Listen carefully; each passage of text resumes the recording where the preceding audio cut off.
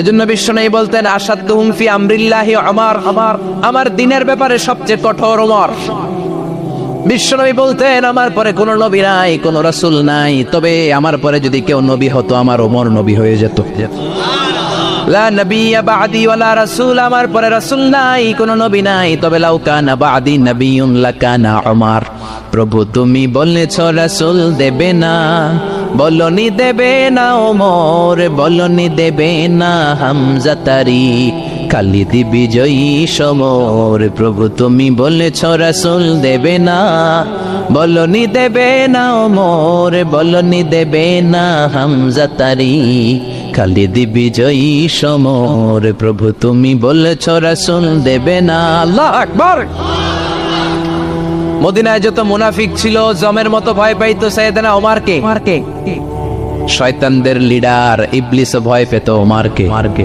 বিশ্বনবী বলেন ওয়াল্লাযী নাফসি বিয়াদিহি, ওমর ওই সত্তার কসম যেই সত্তার হাতে আমার আত্মা, মা লাকিয়াকা শাইতানু সালিকান ফাজ্জান ইল্লা সালাকা ফাজ্জান গায়রা ফাজ্জিক। ওরে ওমর, শয়তান যদি তোমারে কোনো রাস্তায় দেখে, ইবলিস যদি তোমারে কোনো রাস্তা দিয়ে হাঁটতে দেখে, ইবলিস ওই রাস্তা রেখে দিয়ে অন্য রাস্তা দিয়ে হাঁটে। ইবলিসও সাইয়েদনা ওমর ফারুককে দেখলে, এই রাস্তা দিয়ে দেখলে ওর বাপের কি জীবনে এই রাস্তা দিয়ে হাঁটবেন, এই রাস্তা থুইয়া ওই আরেক রাস্তা ধরবে, চিল্লায় পড়েন আল্লাহু আকবার। কাফেররা ভয় পেত, মুনাফিকরা ভয় পেত, শয়তান ভয় পেত, এমনকি বিশ্বনবীর বিবিরাও ভয় পেত। সুবহানাল্লাহ পড়েন। বিশ্বনবীর বিবিরা বিশ্বনবীরে ধরলেন, আমার এইটা কিনা দেন, ওইটা দেন। বিশ্বনবীর কয় টাকা নাই, ক্ষমতা নাই, সামর্থ্য নাই, বেশি কথা কইলে তালাক নিয়ে যাও, তোমাদের চেয়েও সুন্দরী অনেক সতী সাধবী নারী আল্লাহ ব্যবস্থা করে দিবে। বিবিরা মাঝে মাঝে খুনসুটি করতো, নবীরে ধরতো, এটা নাই ওইটা নাই, এটা দেন। একবার সব বিবিরা টাইট করে ধরছে, ও নবী আয়েশার ঘরে যেদিন থাকেন সাহাবারা বেশি হাদিয়া পাঠায় কেন, আমাদের ঘরে যেদিন থাকেন পাঠায় না কেন? কালকে জুমার নামাজের পরে ঘোষণা দিবেন সবার ঘরে সমান সমান হাদিয়া। নবী কয় আমি হাইতান্ন। ও মিয়া, কে হাদিয়া দিবে, কটুক দিবে, এটা কি ইমাম সাহেবের কাজ?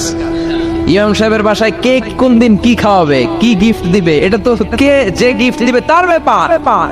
বিশ্বনবী বললেন আবু বকরকে সবাই ভালোবাসে, তাই আবু বকরের মেয়ের ঘরে যেদিন আমার ডেট পরে থাকার সময়, ওই দিন হয়তো বেশি হাদিয়া পাঠায়, তোমাদের ঘরে পাঠায় না, আমার বলার কোনো সুযোগ।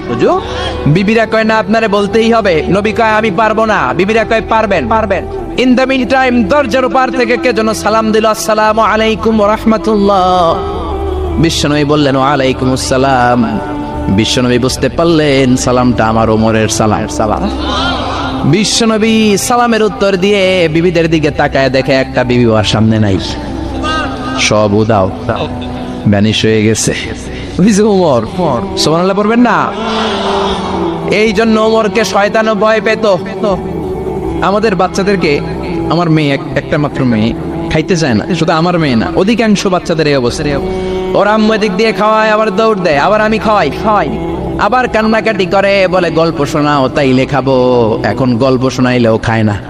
বর্তমান সময়ের ছেলে মেয়েগুলো এরকম, এত জ্বালাতন করে, খেতে চায় না তো বলতে হয় বাঘ আসবে, বাঘ, সিংহ আসবে, সিংহ মামা আসবে, ঘুমাও, এগুলো আমরা বলি না?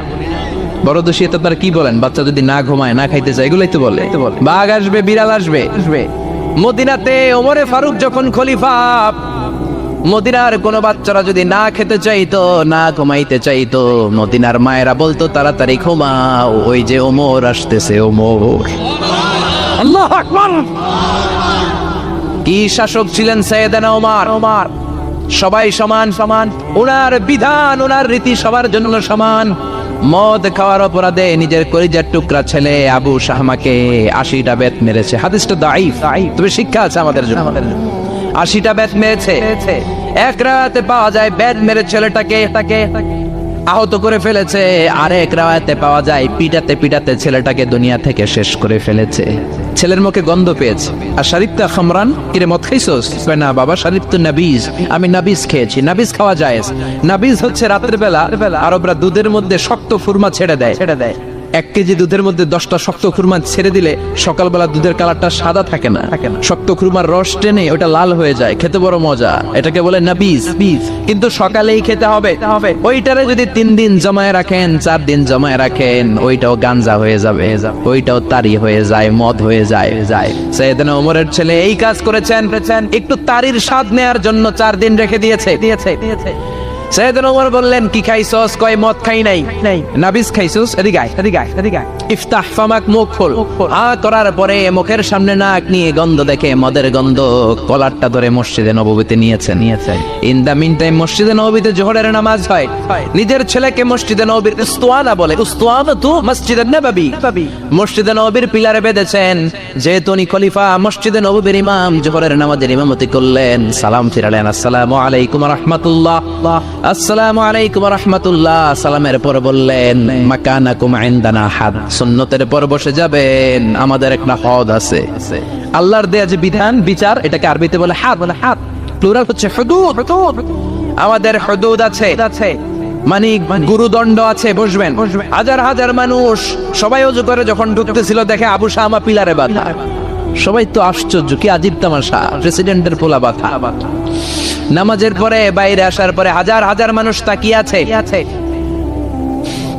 কানাঘুষা শুরু হয়ে যায়। সবাই বলে, কি হয়েছে? ওমর কয়, আমার টানাটানি করা যাবে না, এই যে থামেন। এখন টানলে কি হবে আমি জানি, খুব বিশৃঙ্খলা হবে। দাঁড়ায় শুনলে ডবল সওয়াব। আমি চলে গেলে এরপর আপনারা টানাটানি করে ঢুকে। কথা শুনতেছেন তো?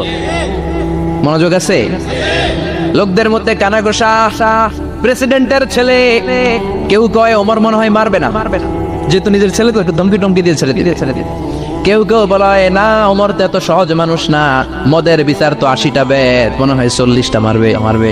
কেউ কয় না, 80টাই মারবে। ওমর চেয়ারে বসে জল্লাদরে ডাকলেন, বললেন, ইবদা বিসমিল্লাহ, নে চাবুক শুরু কর। বাইতুল মাল থেকে শক্ত সাইজের একটা চাবুক আনবি।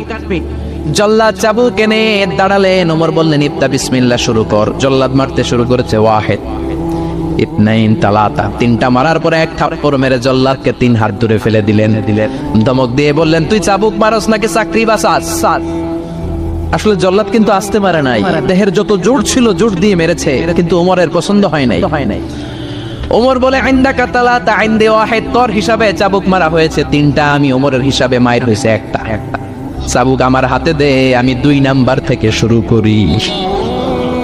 ওমরে ফারুক 2 নাম্বার শুরু করলেন। 2, 3, এক একটা চাবুক মারে, ছুপ করে চামড়া ছিলে, রক্তগুলো মসজিদে নববীর বারান্দার পিলারের মধ্যে লাগে। ওমরের চেয়ে শক্তিশালী দ্বিতীয় কোনো পুরুষ মদিনার জমিনে ছিল নাকি? ওমরের হাতের মাইর। ছেলেটা চিৎকার দিয়ে বলে, বাবা, ও আব্বা, আর মদ খাবো না, ছেড়ে দেন, আর খাবো না। মদ তো আমি খাই নাই, আমি খেয়েছি নাবিজ, 3-4 দিন রাখার কারণে একটু মাতলামি হয়েছে আমার। আব্বা, এবারের জন্য ছেড়ে দেন, আর খাবো না। ওমরের কঠোর হৃদয়ে কোনো দয়া মায়া আসে না, মারতে লাগলেন। এবার আবু শাহামার মা, ওমরের বউ, পায়ের মধ্যে ওমরের পায়ে পড়ে ডেকে বলে, ওমর, আমার কলিজার টুকরা ছেলেটারে মারিস না। 30টা বাড়ি মারা হয়েছে, আর বাকি 50টা বাড়ির জন্য এক একটা চাবুকের বিনিময়ে আমি এক একটা উট আল্লাহর রাস্তায় সদকা করব রে ওমর। সাইয়েদনা ওমর বলে, এর নিয়ে যাও। আবু শাহামার মা উট দিয়ে আল্লাহর জাইন চাবুকের বাড়ি থেকে একটা বাড়িও কমানো যাবে না, 80টা বাড়ি দেয়া পর্যন্ত পৃথিবীর কোন শক্তি আবু শাহামারে আমার হাত থেকে ছুটাতে পারবে না। আবু শাহামার মা কাঁদতে লাগলো। ওমরের মনে দয়া মায়া হয় না। 40টা বাড়ি মারার পরে ছেলে বেহুশ। 50টা মারার পরে আবু শাহামা দুনিয়া থেকে শেষ। সবাই নিস্তব্ধ নীরবতা, পিন ড্রপ সাইলেন্স, পিনপতন নীরবতা। রাগে তখনও গড়গড় করছে ওমর। সাইয়েদনা ওমর বললেন, গোসল দে, জানাজা দে, কবর দেওয়ার পরে ওই কবরের উপর 51 নাম্বার থেকে মারা শুরু করলেন। 52, 53, 60টা, 70টা, 80টা চাবুকের বাড়ি কবরের মধ্যে বিশাল বিশাল বড় বড় বাড়ি মেরে আঘাত করে আল্লাহরে ডেকে বললেন, আল্লাহ, আমার ছেলে হওয়ার কারণে, প্রেসিডেন্টের ছেলে হওয়ার কারণে আমি পার্সিয়ালিটি করি নাই, একটা চাবুকের বাড়িও কম দেই নাই। কিয়ামতের দিন তুমি আমারে জালিমদের কাতারে দাঁড় করাতে পারবা না। আল্লাহু আকবার। ওই ওমরের শাসন যদি দেশে থাকতো, দেশটারে মদিনা বানাইতো কে? এখন রিকশাওয়ালার পোলার জন্য এক নিয়ম, প্রধানমন্ত্রীর পোলার জন্য আরেক নিয়ম, কুলিওয়ালা ঠেলাওয়ালার জন্য এক নিয়ম, প্রেসিডেন্টের মেয়ের জন্য আরেক নিয়ম। জোরে বলেন ঠিক কিনা? সবার জন্য যদি এক নিয়ম হতো, চুরি করলে যদি হাত কাটা হতো, জিনা করলে যদি পাথর মেরে গর্দানটা উড়িয়ে দেয়া যেত, বাংলার জমিনে আর কোনো চোর আর জিনাখোর পাওয়া যেত না। চুরি করলে হাত কাটো কার আইন? তবে এটা কলা চোর, মুরগি চোর, ডাব চোর, আম চোর না। যেই চোরগুলো একটা কলমের সিগনেচারের খোঁচায় দেশের 1000 কোটি টাকা মেরে দেয়, ওই চোরদের হাত আগে কাটতে হবে। যেরকম ঠিক কিনা? এক কলমের খোঁচায় শেয়ার বাজার খাইয়া ফেলায়, হলমার্ক খাইয়া ফেলায়, দেশের টাকা সুইজারল্যান্ডে পাঠায়, ওই চোরগুলার হাত। জোরে বলেন ঠিক কিনা? আল্লাহর দিন বাস্তবায়নে সবচেয়ে কঠোর সাহাবী ছিলেন ওমর। আবু বকর ছিলেন নরম, ওমরের মেজাজকে গরম বানাইছে কে? এই জন্য ইসলামের মধ্যে যেমনি সহনশীলতা আছে, আবার ইসলামের মধ্যে বিদ্রোহ আছে না নাই? ওই রকম একটা ওমরের দরকার, আমাদের বেশি চাই না। জোরে বলেন ঠিক কিনা?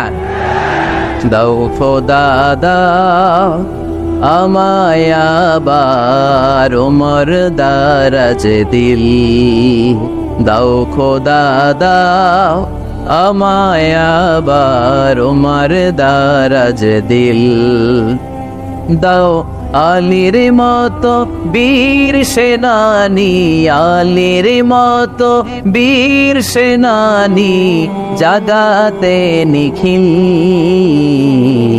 দাও খোদা দাও আমায় আবার ওমর দারাজ দিল। সুবহানাল্লাহ পড়েন।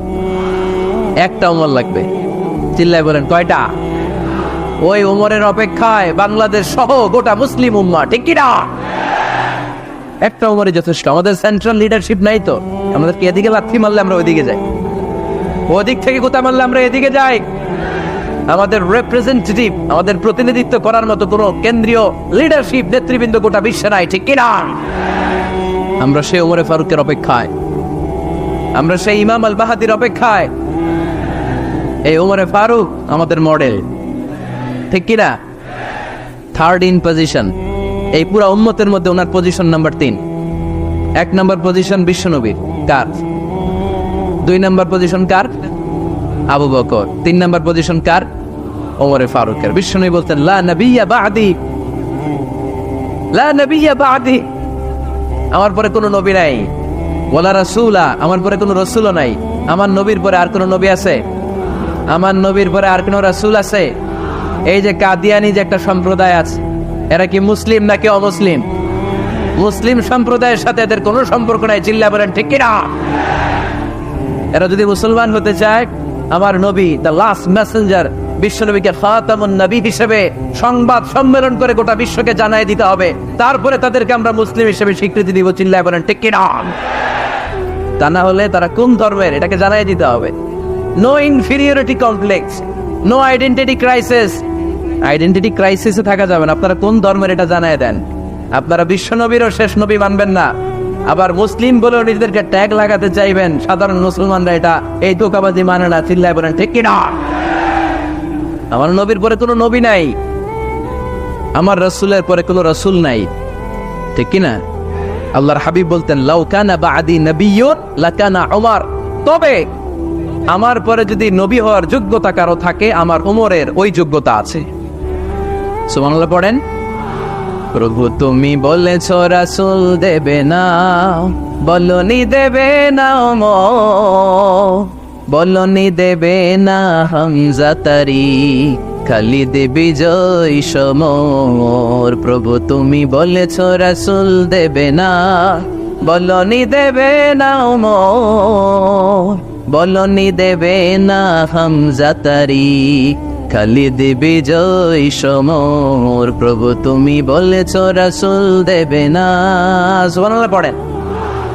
এজন্য আমরা একটা ওমর চাই। কয়টা? বেশি লাগবে? নেতার মতো নেতা কয়টা লাগে? জোরে বলেন কয়টা? Enough, that's enough.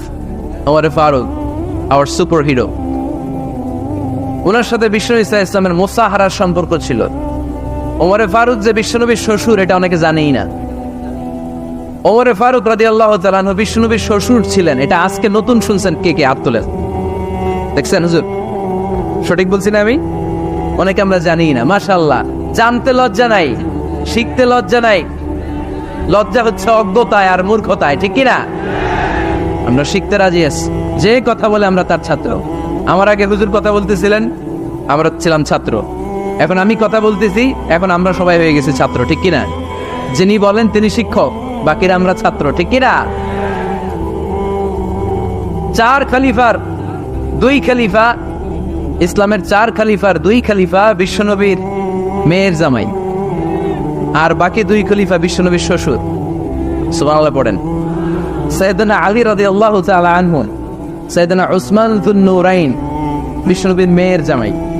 উসমান রাদিয়াল্লাহু তাআলা আনহুর কাছে বিশ্বনবী 2 মেয়েকে বিয়ে দিয়েছিলেন। একজন মারা যাওয়ার পরে আরেকজন। বিশ্বনবী বলেছেন এরপরে আরেকটা থাকলে ওইটারও বিয়ে দিতা।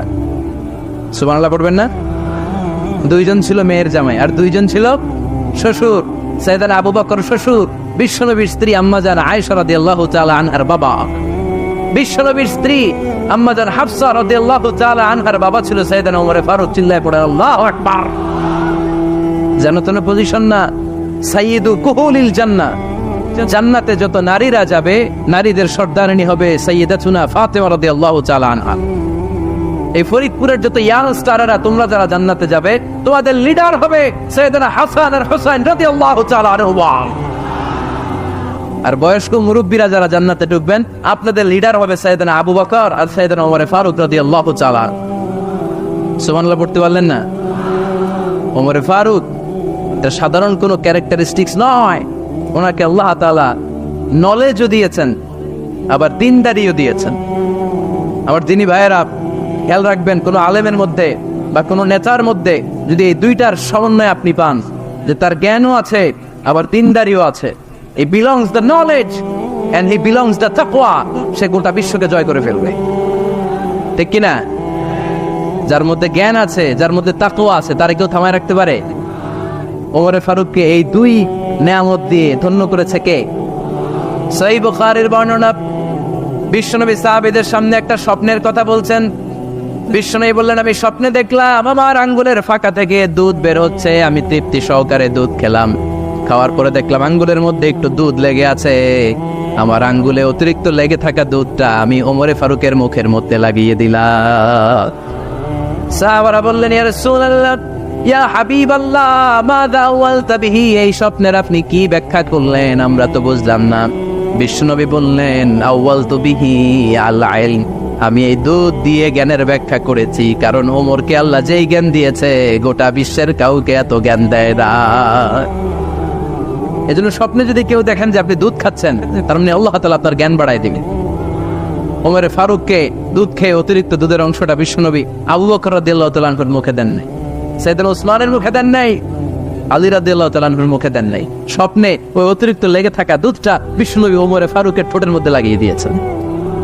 এই হাদিস থেকে প্রমাণ হয় আল্লাহ তাআলা জ্ঞানের নেয়ামতে সাইয়েদনা ওমর ফারুককে ধন্য করেছেন।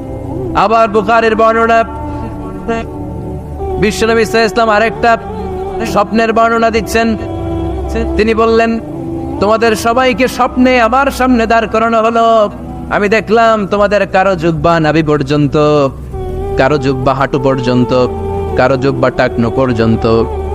ওমর ফারুককে যখন স্বপ্নে আমার সামনে দাঁড় করিয়ে দেয়া হলো, আমি দেখলাম ওমরের জুব্বা এত লম্বা, ওমর টেনে হিচড়ে তার জুব্বা নিয়ে সামনে হেঁটে যাচ্ছে। সাহাবারা বললেন, ফামাযা আওয়ালতা বিহি ইয়া রাসূলুল্লাহ, ও আল্লাহর রাসূল, এই স্বপ্ন দিয়ে আপনি কি বোঝাতে চাইলেন? আমরা কিছু বুঝলাম না। বিশ্বনবী বললেন, আওয়ালতু বিহি আদ-দ্বীন, আমি এই হাদিসের দ্বারা দ্বীনের ব্যাখ্যা করলাম। যার জামা যত লম্বা তার দ্বীনদারি তত বেশি। সুবহানাল্লাহ, আসতে পড়েন।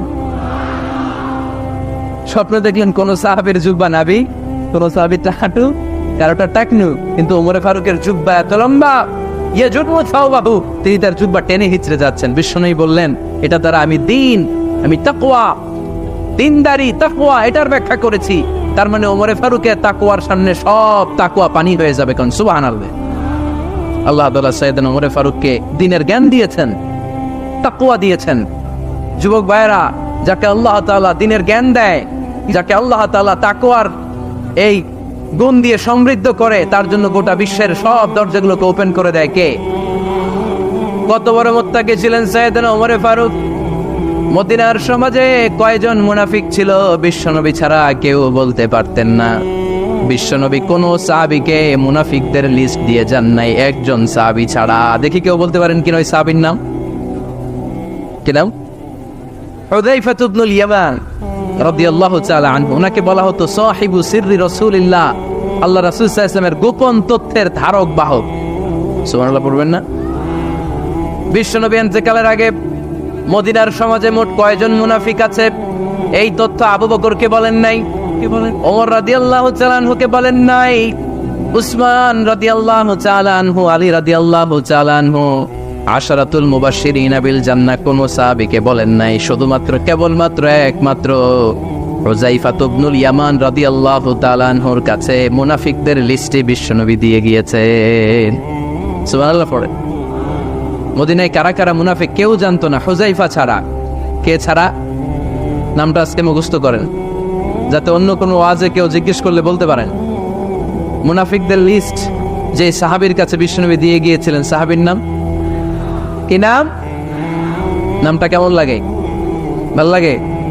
অনেকে আমারে জিজ্ঞেস করে, হুজুর আমার ছেলে হবে আগামী মাসে, একটা নাম দেন। নাম দিয়ে দিলাম হুযায়ফা। যাদের হবে ছেলে, এলাকায় যাদের নেক্সট কয়েক মাসে ছেলে হবে, খালি হুযায়ফা চলবে। কি চলবে? ভাল লাগে? নামটা ভাল লাগে? রাইকেন, অনেক সুন্দর না? উনি জানতেন মুনাফিক কারা। দেখেন ওমরে ফারুকের তাকওয়ার লেভেলটা কত হাই। ওমরে ফারুক একদিন হুযায়ফা রাদিয়াল্লাহু তাআলা আনহুর কাছে গেলেন, যে বললেন, হুযায়ফা, বিশ্বনবী ইন্তেকালের আগে মুনাফিকদের নামের লিস্টটা কারো কাছে দেয় নাই, আমার জানা নাই, সাইয়েদনা আবু বকরের জানা নাই, কোন সাহাবীর জানা নাই তুমি ছাড়া। আমি তোমার কাছে জানতে চাই, আমি ওমরের নামটা ওই মুনাফিকদের খাতায় আছে কিনা আমার একটু বলো। আমার ওমরের নামটা ওই মুনাফিকদের লিস্টিতে একটু আছে কিনা, নামটা একটু বলো। যদি থাকে আমি ভালো হয়ে যাব। আমি নেফাকে দূর করে পাক্কা মুমিন হতে চাই। আমার নাম যদি মুনাফিকের লিস্টে থাকে আমি তো শেষ। হুযায়ফা চোখের পানি ছেড়ে দিয়ে বলে, আমিরুল মুমিনিন, কেমন প্রশ্ন করলেন আপনি? আপনি বিশ্বনবীর শ্বশুর। এই উম্মতে আপনার পজিশন 3 নাম্বার। আপনারে মুনাফিকরা ভয় পায়, শয়তান আপনারে ভয় পায়। আপনি জান্নাতে সব বয়স্ক লোকদেরকে নিয়ে জান্নাতের মধ্যে আগে আগে ঢুকবেন, কেমন করে মুনাফিকদের কাতারে আপনার নাম থাকতে পারে? ওয়ার সুবহানাল্লাহ পড়ে। কি বিনয়ী, কি তাকওয়া। হুযায়ফাকে যে ধরতেন, হুযায়ফা একটু বলো না আমার নামটা মুনাফিকদের লিস্টিতে আছে কিনা। ওমরে ফারুকের যদি এই টেনশন থাকে যে আমি মুনাফিক হয়ে গেলাম কিনা, আমাদের এই টেনশন থাকার দরকার আছে না নাই? হ্যাঁ, যেন সব সময় আল্লাহর কাছে দোয়া করতে হবে, আল্লাহ তুমি নেফাকি থেকে আমাদেরকে বাঁচাও। আরো জোরে পড়েন আমিন। ওমরে ফারুক রাদিয়াল্লাহু তাআলা আনহু আমাদের সুপার হিরো, আমাদের সবাই বলেন আমাদের। উনি কত বড় সুপার হিরো শুনেন। উনি জুমার খুতবা দিচ্ছেন। কি দিচ্ছেন? মসজিদে নববীতে।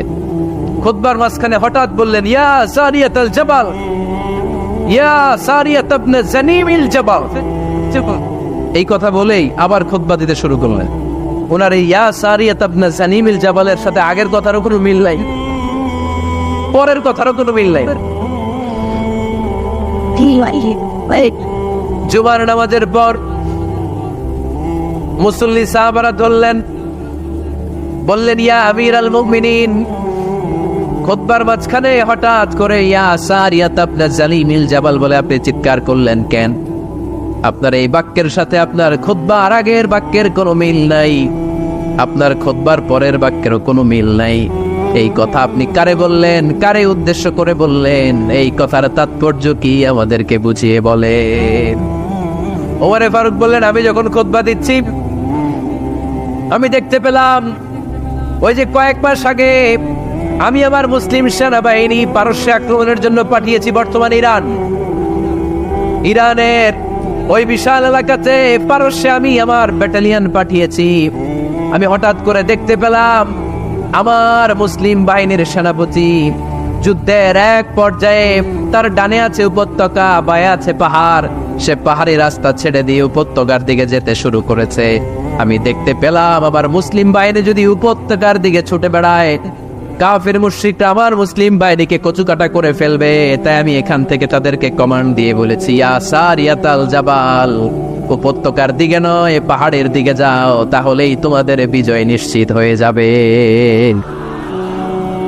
উপত্যকার দিকে যেও না, ইলাল জাবাল, ইলা সারিয়াতিল জাবাল, পাহাড়ের দিকে ছোট। সাহাবারা অবাক, ঘটনা কি? উনি বসে আছেন মদিনায় মসজিদে নববীর মিম্বারে দাঁড়িয়ে, উনি যদি ইয়া সারিয়াতাল জাবাল বলে, এটা কি ইরানে যাবে নাকি? ও মিয়া, তখনকার সময়ে বর্তমানের মতো মোবাইল ছিল নাকি, ইন্টারনেট ছিল নাকি, কিছু ছিল?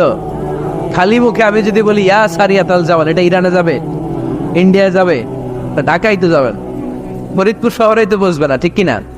কিন্তু এটা আমিরুল মুমিনিন, বিশ্বাসী সাহাবারা বিশ্বাস করে নিল। কিছু মুনাফিক ছিল, এরা কয় না ঝামেলা আছে, এটা তো সম্ভব না। এক কাজ করি, এই সেনাপতি যখন বিজয়ী বেশে মদিনায় ফিরে আসবে আর আমরা ধরব। এরা দিন গুনতে লাগলো, এই সেনাপতি মুসলিম বাহিনী নিয়ে পারস্য জয় করে কবে ফিরে আসবে।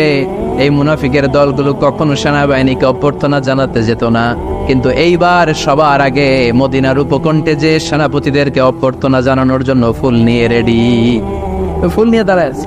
সেনাপতি ঠুকার সাথে সাথে ধরছে, এই সেনাপতি কোত্থেকে আসছো? কয় পারস্য জয় করে আসছি।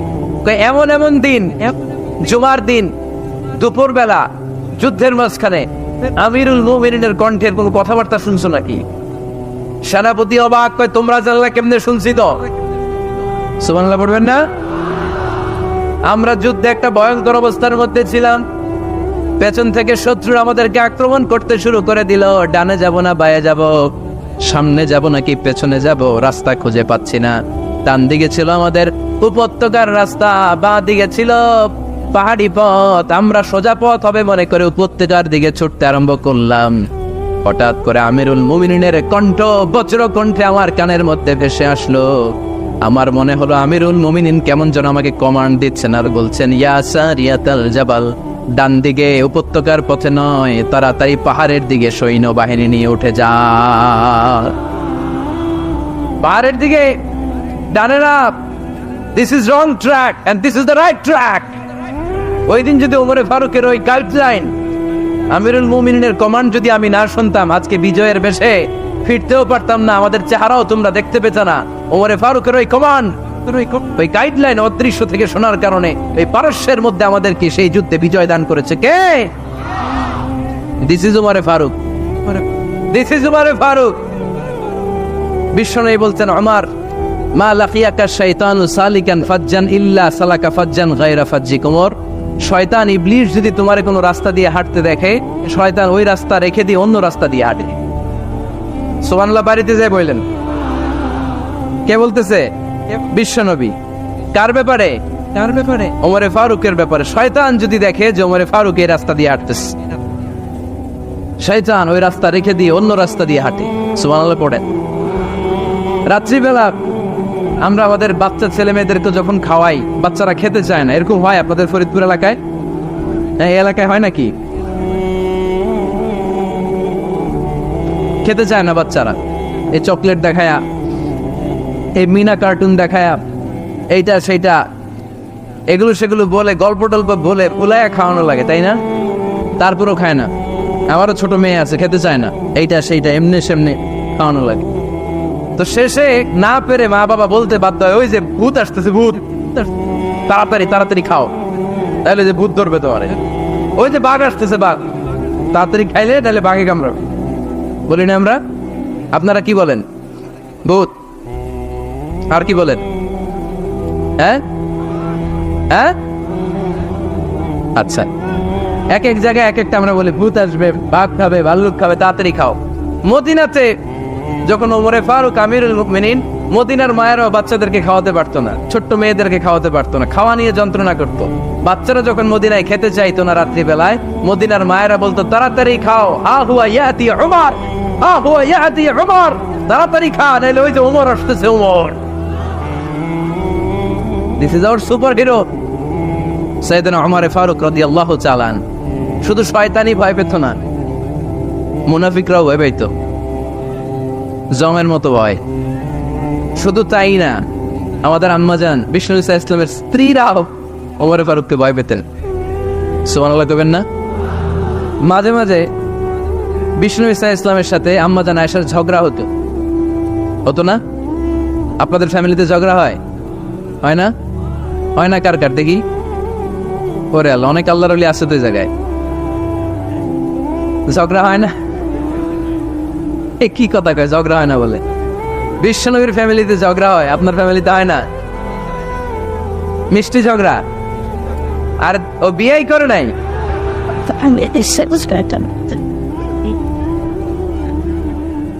ঝগড়া তো হবেই। দাম্পত্য জীবনের মজাটাই তো এখানে, কখনো ঝগড়া কখনো আনন্দ, একটু বৃষ্টি একটু রোদ, একটু হাসি একটু কান্না, ভালো লাগা ভালোবাসা শেয়ার করে নেয়া, মিলেমিশে একাকার হয়ে যাও, ঠিক কিনা? তো আল্লাহর হাবিব সাল্লাল্লাহু আলাইহি ওয়াসাল্লামের সাথে আম্মাজান আয়েশার ঝগড়া হতো। তো একদিন ঝগড়া হয়ে দুইজন রেগে আস, খবরদার দুইজন রেগে থাকবেন না, আবার একজন রাখলে আরেকজন থেমে যাবেন, কারণ এই ছোট্ট ঝগড়া থেকে এটা অনেক সময় বিচ্ছেদের দিকে গড়ায়। আমার প্রিয় ফরিদপুরবাসী, ভাবি রেগে গেলে আপনি রাইগেন না, ওই দিন আপনি একটু ঠান্ডা থাকেন। আবার আপনি রেগে গেলে, আমার মাইকের আওয়াজ যদি ভাবিরা শুনেন, আপনারা রেগে যায় না, একটু ঠান্ডা থাকবে। দুইজনে রেগে গেলে তো তৃতীয় বিশ্বযুদ্ধ শুরু, তাই না? একজন রেগে গেলে আরেকজন ঠান্ডা, কারণ এই সামান্য ঝগড়া থেকে ইগোর কারণে এটা বিচ্ছেদ আর ডিভোর্স পর্যন্ত গড়ায়। আর শয়তান এখানে উস্কানি দেয়, কারণ ইমানদারদের ফ্যামিলি ভাঙতে পারলে শয়তান সবচেয়ে বড় খুশি হয়, আর ইমানদারদের ফ্যামিলি টিকে থাকলে খুশি হয়ে যায় কে? আম্মাজান আয়েশা রাদিয়াল্লাহু তাআলা আনহার সাথে বিষ্ণু ইসা ইসলামের ঝগড়া হতো মাঝে মাঝে। একবার ঝগড়া হলো, বিষ্ণু ইসা ইসলামও রাগ, আম্মাজান আয়েশাও রাগ। বিষ্ণুই বললেন, আয়েশা, ঝগড়া করে আর কতক্ষণ থাকবো, আসো মিটমাট করি। আয়েশা রাদিয়াল্লাহু বললেন, ঠিক আছে মিটমাট করবো। তো বিষ্ণু ইসা ইসলাম বললেন, মিটমাটের জন্য কারে ডাকবো? ওমর রে ডাকি। কয় না, ওমর রে না, ওমর গালিজ, ওমর অনেক রাগে, আমার ডর লাগে। কয় তাহলে তোমার আব্বারে ডাকি। কয় ডাকেন। কি খুশি, মেয়েদের মধ্যে অভ্যাসটা আছে না নাই? তাহলে তোমার আব্বারে ডাকি, ডাকেন। ডেকে নিয়ে আসা হলো। আবু বকর রাদিয়াল্লাহু তাআলা আনহু দাঁড়ালেন, আম্মাজান আয়েশা দাঁড়ালেন, বিশ্বনবীও দাঁড়ালেন। বিশ্বনবী বললেন, আয়েশা, তোমার আব্বা আসছে, এবার ঘটনা খুলে বলার পালা, তুমি বলবা নাকি আমি বলবো? আম্মাজান আয়েশা বললেন, আপনি বলেন, তবে ওয়ালা তাকুল ইল্লা হাক্কান, যেটা ঘটছে ওইটাই বললেন, মিথ্যা কথা কইেন না। আবু বকর রাদিয়াল্লাহু তাআলা রেগে মেগে আগুন, কি এই কথা তুমি কেমন করে বলো? বিশ্বনবীকে মিথ্যা কথা কখনো বলবে? রেগে মেগে দিলেন মেয়ের গালে এক চড়। বানিয়ে বলতেছি না, মুসনাদ আহমদ ইবনে হাম্বলের হাদিস। বাবার হাতের থাপ্পড়কে আম্মাজান আয়েশা উল্টে বললেন। সাইয়েদনা আবু বকর রাগে গড়গড় করছেন, আবার মারার জন্য তেড়ে গেলেন। এবার বাঁচার জন্য আম্মাজান আয়েশা বিশ্বনবীর পিছনে যে আশ্রয় নিলেন, বিশ্বনবী বাঁচানোর জন্য দুই হাত মেলে দাঁড়িয়ে গেলেন। পড়েন সুবহানাল্লাহ। বিশ্বনবী যখন দুই হাত মেলে দাঁড়িয়ে গেলেন, সাইয়েদনা আবু বকর রাদিয়াল্লাহু আনহু থেমে গেলেন। সাইয়েদনা আবু বকর রাদিয়াল্লাহু তাআলা আনহু ঘর থেকে বের হয়ে বারান্দায় দাঁড়ালেন। পড়েন সুবহানাল্লাহ। এবার বিশ্বনবী আম্মাজান আয়েশার কাছে যেয়ে বলেন, ইয়া আয়েশা, কাইফা রাআইতিনি আনকাসতুকি মিনার রাজুল, দেখছো কেমনে বাঁচাইলাম? আপনি না থাকলে ভর্তা বানাই ফেলতো আজকে। আমি বাঁচাইছি তোমারে, আমি, আমার লগে ঝগড়া করো তুমি। লজ্জায় পড়ে আম্মাজান আয়েশা খিলখিল করে হেসে দিলেন, বিশ্বনবীও হেসে দিলেন। দুইজনের হাসির মধুর আওয়াজ শুনে সাইয়েদনা আবু বকর বাইরে থেকে অবাক, কিরে এতক্ষণ না ঝড় তুফান, এখন দেখি হাসি। সালাম দিয়ে অনুমতি নিয়ে ভিতরে ঢুকলেন। ঢুকে দেখেন আম্মাজান আয়েশাও হাসে, বিশ্বনবীও হাসে। এ হাসি দেখে আবু বকর রাদিয়াল্লাহু আনহু হেসে দিলেন। আরশের উপর থেকে খুশি হয়ে গেলেন কে? এবার সাইয়েদনা আবু বকর রাদিয়াল্লাহু তাআলা আনহু বললেন, ইয়া রাসূলুল্লাহ, আশরিকানি ফি সিলমিকুমা কামা আশরাকতুমানি ফি হারবিকুমা। ও নবী, যুদ্ধ লাগলে, দুইজন যুদ্ধ লাগলে মীমাংসার জন্য যেমনি আমারে ডাকেন, এরকম হাসি আর আনন্দের মুহূর্তেও আমারে একটু ডাইকেন। আশরিকানি ফি সিলমিকুমা কামা আশরাকতুমানি ফি হারবিকুমা। নবী, আপনাদের মধ্যে ঝগড়া লাগলে সন্ধি করার জন্য আমারে যেমনি ডাকেন, আপনাদের হাসি খুশি আনন্দ খুনসুটি এই মজাদার মুহূর্তগুলোতে আমারে বঞ্চিত রাখেন না, আমার একটু ডাইকেন। সুবহানাল্লাহ পড়েন। এই মুসনাদ আহমদ ইবনে হাম্বলের হাদিস শোনার উদ্দেশ্য হচ্ছে বিশ্বনবী প্রথমে ওমর ফারুকের নাম বলেছিলেন। সাইয়েদনা আয়েশা বলে না, আমি ডরাই। আইবাত, দিস ইজ কল্ড আইবাত ওমর। একবার বিশ্বনবীর সব বিবিরা ধরলেন, ও নবী আমাদেরকে এটা দেন, ওইটা দেন, ঘরে এইটা নাই, ওইটা নাই, ওইটা নাই। বিশ্বনবীকে আমার কাছে কিচ্ছু নাই, যদি এমনি আমার বউ হয়ে থাকতে চাও থাকো, তাহলে তা না হলে যা লাগবে কিনে দেব, সাথে সাথে তালাকও দিয়ে দিব। কিছু দিতে পারবো না, আমার নাই তো, সামর্থ্য নাই। কিন্তু বিবিরাও ছাড়া না, এটা দেন, ওইটা দেন। বিশ্বনবী রহমতের নবী, বিবিদেরকে বুঝাতেও পারেন না। বিবিরা আবদার করতেছে, নবী এটা লাগবে, ওইটা লাগবে। ইন দ্য মিন টাইম বিশ্বনবী একজনের সালাম শুনতে পেলেন। কে যেন দরজায় দাঁড়িয়ে বলতেছে আসসালামু আলাইকুম। বিশ্বনবী দরজার দিকে তাকালেন, তাকিয়ে বললেন ওয়ালাইকুম আসসালাম, আর বুঝতে পারলেন এটা আমার ওমরের সালাম। সালাম দেওয়ার পরে বিবিদের দিকে তাকায় দেখে একজন বিবিও নাই, সব অন্দর মহলের ভিতরে দো। সুবহানাল্লাহ পড়তে পারলেন না? This is our super hero Omar. এরকম ওমর একটা লাগবে, চিল্লায় বলেন কয়টা? একটা ওমর গোটা বিশ্বকে সোজা করে দিবে। একটা ওমর সবল আর দুর্বলের সব পার্থক্য দূর করে দিবে, মাজলুমের উপর জালিমের অত্যাচারের অবসান ঘটায় দিবে, গোটা বিশ্বটাকে সাম্য, মৈত্রী, ভালোবাসার ইনসাফ দিয়ে পরিপূর্ণ করে দিবে। সেই ওমরের অপেক্ষায় আমরা। নিজের ছেলেকে 80টা বেত মেরেছেন। কয়টা? 80টা বেত মেরেছে। এই ব্যাপারে অনেকগুলো বর্ণনা পাওয়া যায়। সবচেয়ে সহিহ বর্ণনা হচ্ছে মুয়াত্তা ইমাম মালিকের বর্ণনা। ওমর ফারুক রাদিয়াল্লাহু তাআলা আনহুর ছেলে আব্দুর রহমান মারুফুন বিআবি শাহমা ছিলেন মিশরে। ওখানে নাবিজ খেয়েছিলেন। নাবিজ হচ্ছে আরব দেশের লোকেরা দুধের মধ্যে শক্ত খুরমা রাত্রেবেলা ঢেলে দিত।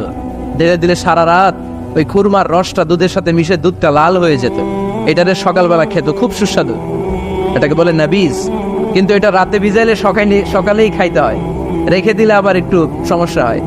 এটা অনেকটা তারির মতো হয়ে যায়, মাতলামি চলে আস। তো ওমরে ফারুকের ছেলে নাবিজ খেয়েছেন, মদ খাননি, নাবিজ। কিন্তু নাবিজ খাওয়াতে সাকরান চলে এসেছে। সাকরান চলে আসাতে এটা যখন প্রমাণিত হয়েছে, আমর ইবনে আস রাদিয়াল্লাহু তাআলা আনহু নাকি 80 বেত মেরেছেন মিশরে। কয় বেত? নিয়ম হচ্ছে সবার সামনে, কিন্তু সবার সামনে না মেরে একটু গোপনে মেরেছে। এই তথ্য যখন ওমরে ফারুকের কাছে এসেছে, উনি বললেন না, মারতে হবে সবার সামনে, আলাদা মারলা কেন? ও মদিনায় ফিরে আসলে আমি আবার 80টা মারব। মদিনায় ফিরে আসার পরে সাইয়েদনা ওমরে ফারুক ওই আগের 80টারে আর ধরেন নাই, নিজ হাতে আবার 80টা বেত মেরেছেন। এই বেত মারার 1 মাস পরে এই আবু শাহমা ইন্তেকাল করেছে। অনেক ঐতিহাসিক বলে এই বেতের আঘাতে মরেছে, কেউ কেউ বলেছে নিজের রোগের কারণে মরেছে। কিন্তু দিস ইজ দ্য ইনসাফ সিস্টেম অফ ওমর। নিজের ছেলে বলে ছেড়ে দেয় নাই। এখন নিজের ছেলে হইলে 7 খুন মাফ, নেতার ছেলে হইলে 10 খুন মাফ, এলাকার মরণের ছেলে হইলে 10 খুন মাফ। নো পার্সিয়ালিটি ইন ইসলাম। ইসলামে পার্সিয়ালিটি নাই। আপনি নেতার ছেলে হন, আপনি বিজনেস ম্যাগনেটের ছেলে হন, আপনি যেই হন না কেন, ইসলামের দৃষ্টিতে সবাই সমান। চিল্লায় বলেন ঠিক কিনা? বানু মখজুমিয়া গোত্রের এক নারী চুরিতে ধরা পড়ল। সাহাবারা বললেন, নবী, মদিনা সবচেয়ে ভেরি প্রেস্টিজিয়াস এন্ড ডিগনিফাইড ফ্যামিলির মেয়ে, আপনি হাত কাটেন না, কারণ ইসলামের নিয়ম চুরি করলে কি কেটে দাও? বিষ্ণু বললেন, বলো কি? হাত না কাটার জন্য তোমরা আমাকে রেকমেন্ড করছো? এটা আল্লাহর আইন। পৃথিবীর কেউ রেকমেন্ড করলো শোনার ক্ষমতা আমার নাই, কারণ আইনটা দিয়েছে কে? লাউ কানাত ফাতিমাতু বিনতি মুহাম্মাদিন সারাকাত লাকাতা মুহাম্মাদুন ইয়াদাহা। আরে বনু মাকসুমিয়া মেয়ে তো দূরের কথা, আমার কলিজার টুকরা ফাতেমাও যদি আজ চুরিতে ধরা পড়তো, তার হাত কেটে দিতে আমি 1 মিনিটও দেরি করতাম না। দিস ইজ ইসলাম। এই হচ্ছে ওমরে ফারুকের মানাকিব। এরকম ওমরে ফারুক কয়টা লাগবে? আওয়াজ করে বলতে হবে, কয়টা লাগবে? একটা লাগবে। এই সাইয়েদনা ওমরে ফারুক মদিনার প্রথম চিফ জাস্টিস ছিলেন। সর্বপ্রথম ওনার পরামর্শে সাইয়েদনা আবু বকর রাদিয়াল্লাহু তাআলা আনহু কোরআনকে সংকলন করেছেন। আমরা এই যে কোরআন পড়ি 30 পারা, এমদাদিয়া লাইব্রেরির 114টা সূরা, কত সুন্দর সন্নিবেশ করা হয়েছে, এখানে সাজানো হয়েছে। আল্লাহর হাবিব সাল্লাল্লাহু আলাইহি ওয়াসাল্লামের সময় কি এরকম কোরআন ছিল নাকি? ছিল? খেজুর পাতার মধ্যে, গাছের বাকলের মধ্যে, ওটের বড় হাড্ডির মধ্যে আর পাথরের মধ্যে খোদাই করা কোরআন ছিল। সাইয়েদনা আবু বকরের সময় রাদিয়াল্লাহু তাআলা আনহুর সময় যুদ্ধ হলো, 70 জন হাফেজ সাহাবী ইন্তেকাল করলেন। সাইয়েদনা আবু বকর রাদিয়াল্লাহু তাআলা আনহুকে ডেকে ওমর ফারুক বললেন, ও আবু বকর, এইভাবে হাফেজে কোরআন সাহাবীরা যদি দুনিয়া থেকে বিদায় হয়ে যায়, আল্লাহর কোরআনও তো বিদায় হয়ে যাবে। আমার পরামর্শ হলো আপনি সব বয়োজ্যেষ্ঠ সাহাবীদেরকে একসাথে করে কোরআনের সব কাগজগুলোকে একসাথে করে একটা নির্ধারিত কপির মধ্যে কোরআনকে সংকলন করে ফেলেন। সাইয়েদনা আবু বকর বললেন, যেটা আমার নবী করে না, এটা আমি কেমনে করি? কিন্তু ওমর ফারুক নাচরবান্দা বলে না, এটা করলে কোনো খারাপ হবে না, ভালোই হবে। মুসলিম উম্মার জন্য এক জায়গায় কোরআন সন্নিবেশিত থাকবে, আপনি করেন। সাইয়েদনা আবু বকর রাজি হয় না, ওমর ফারুকও ছাড়ে না।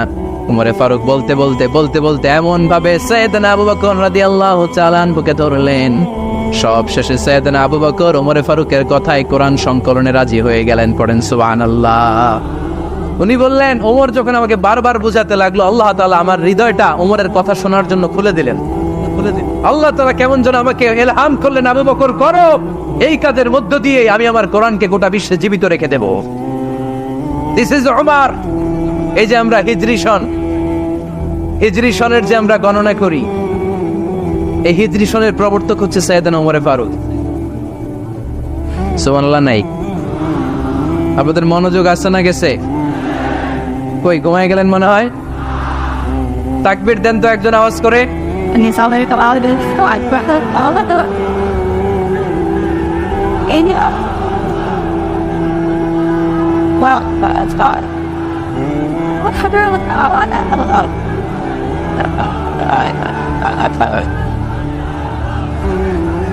মাশাআল্লাহ মাশাআল্লাহ। বসেন বসেন, এখনই শেষ করে দেব কিছু সময়ের মধ্যে। আমরা একসাথে বিদায় নেব ইনশাআল্লাহ। ওঠা বসা করবেন না, ওঠা বসা করবেন না, বসেন। সাইয়েদনা ওমর ফারুক এই হিজরি সনের গণনা শুরু করেছে। সাহাবারা বলল, আমিরুল মুমিনিন, খ্রিস্টানদের ঈসাই সন আছে, আমাদের মুসলমানদের কোনো সন নাই। আমাদের একটা সন থাকলে আমাদের জিজিয়া নিতে, আমাদের যাকাতের টাকা উত্তোলন করতে অনেক সুবিধা হবে। ওমর ফারুক বললেন, তাহলে কোন সালকে হিজরি, কোন সালকে মুসলিম সাল হিসেবে আমরা ঘোষণা দিতে পারি? একজন বলল, আমার নবী যেই সালে জন্মগ্রহণ করেছেন ওই সালে। ওমর ফারুক বললেন, না, আমার নবীর জন্ম আমাদের জন্য খুশির দিন, কিন্তু এটা আমাদের জন্য প্রেরণা নয়। প্রেরণা নবীর কাজে, ঠিক কিনা? আরো কিছু সাহাবারা বলল, তাহলে যেই সালে আমার নবী ইন্তেকাল করেছে ওইটারে প্রথম সাল ধরেন। ওমর ফারুক বললেন, না, যেদিন তিনি ইন্তেকাল করেছেন এটা আমাদের দুঃখের দিন, এটা আমাদের প্রেরণা নয়। আমাদের প্রেরণা হচ্ছে বিশ্বনবীর ত্যাগ, তিতিক্ষা আর কাজের মধ্য দিয়ে। জোরে কোন ঠিক কিনা? ওমর ফারুক বললেন, যেদিন বিশ্বনবী ইসলাম রক্ষায় নিজের মাতৃভূমি ছেড়ে মক্কা থেকে মদিনায় গিয়েছেন, ওই দিনটাকে হিজরি প্রথম দিন ধরে আমরা হিজরি সাল গণনা করে শুরু করে দিব। ওইটাই হচ্ছে হিজরি সন। সেখান থেকে হিজরি সনের প্রবর্তন করেছেন সাইয়েদনা ওমর ফারুক রাদিয়াল্লাহু তাআলা আনহু। এই যে স্টেট গভর্নমেন্ট, এই যে প্রিজন, জেলখানা, ক্যান্টনমেন্ট, সচিবালয়, গণভবন, বঙ্গভবন, মুক্তিযোদ্ধাদের ভাতা, রাষ্ট্রীয় ভাতা, এই সব নিয়ম কানুন সাইয়েদনা ওমর ফারুক তার রাষ্ট্রীয় আমলে তিনি নিজে করেছেন। চিল্লায় পড়েন আল্লাহু আকবার। আল্লাহ বললেন, ও ফেরেশতা কুল, সবাই আমার আদেশ মোতাবেক আদমকে সেজদা করো। সবাই সেজদা করলো, একজন ছাড়া, সে কে? আরো জোরে বলেন। অস্বীকার করলো, ওয়াস্তাকবার, অহংকার দেখালো, কানা মিনাল কাফিরিন, কাফেরদের অন্তর্ভুক্ত হলো, জাহান্নামীদের সর্দার হলো। কয়টা সেজদার আদেশ? আওয়াজ করে বলেন, কয়টা সেজদার আদেশ অমান্য করছে? সেজদা কয়টা দেয় নাই? আপনি দেন নাই কয়টা? হ্যাঁ, আমরা দেই নাই কয়টা? এক সেজদা না দিয়া জাহান্নামীদের লিডার। আমরা সেজদা মিস করছি কয়টা? কয়টা? মুসলমান সেজদায় লুটিয়ে পড়তে হবে একজনের খুশির জন্য। তিনি কে? তাহলে কোরআনকে যে প্রশ্ন করেছি, কোরআন সব উত্তর দিয়ে ফেললো। কোরআন আমাদেরকে জানিয়ে দিল, তোমরা সবাই আল্লাহর নৈকট্যপ্রাপ্ত বান্দা হতে চাও, আল্লাহর কাছের বান্দা হতে চাও, তাহলে ওয়াসজুদ। কি করো? সবাই বলে নাই, আওয়াজ করে বলো মুসলমান, ওয়াসজুদ মানে কি? সেজদা করো। সেজদা করলে আল্লাহর কাছে যাওয়া যায়। মনের যত জ্বালা যন্ত্রণা দুঃখ ব্যথা আপনি সেজদায় পড়ে আল্লাহরে বলেন। কোনো বায়া লাগবে না, কোনো মিডিয়া লাগে না, কোনো সিরিয়াল লাগে না, কোনো অ্যাপয়েন্টমেন্ট লাগে না। ডাকতে দেরি, ডাকে সাড়া দিতে দেরি হয় না। তাহলে কোরআনের আলোকে আজকে আমরা জেনে গেলাম